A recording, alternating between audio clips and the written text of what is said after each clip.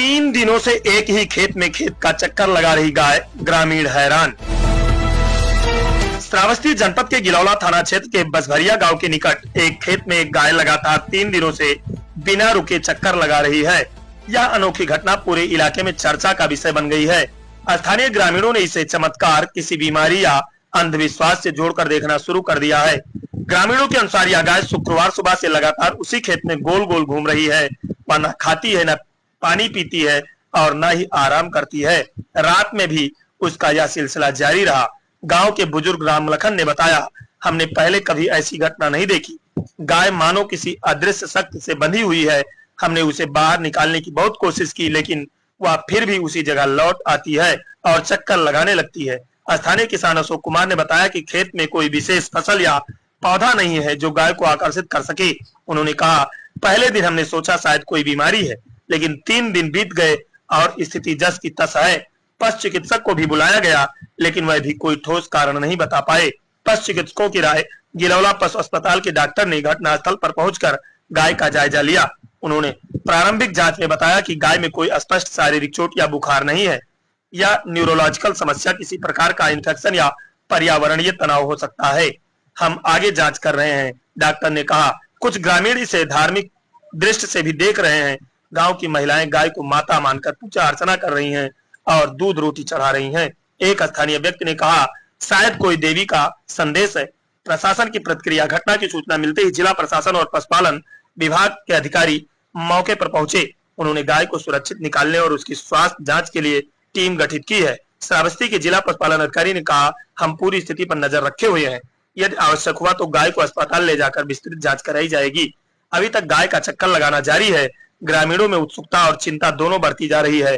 यह घटना social media पर भी तेजी से वायरल हो रही है, जहां लोग अपनी राय दे रहे हैं। कुछ इसे वैज्ञानिक कारण मान रहे हैं तो कुछ अंधविश्वास से जोड़ रहे हैं।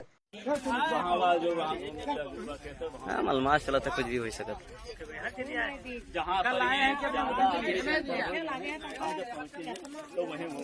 एक गाय 3 दिन से पता लग रहा है घूम रही है, क्या कारण हो सकता है? अब कारण 2 ही हो सकता है, एक तो शंकर जी का या बुद्ध भगवान। हाँ, मलमास चल रहा है इस समय। हाँ, और दोनों तपस्वी है और तपस्वी है।